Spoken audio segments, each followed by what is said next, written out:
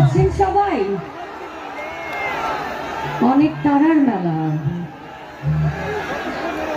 হাতের মানে মোবাইল আছে, মোবাইলের লাইট গুলো যদি জ্বলতো তাহলে মনে হতো তারার দুনিয়াতেই ভাসতেছে।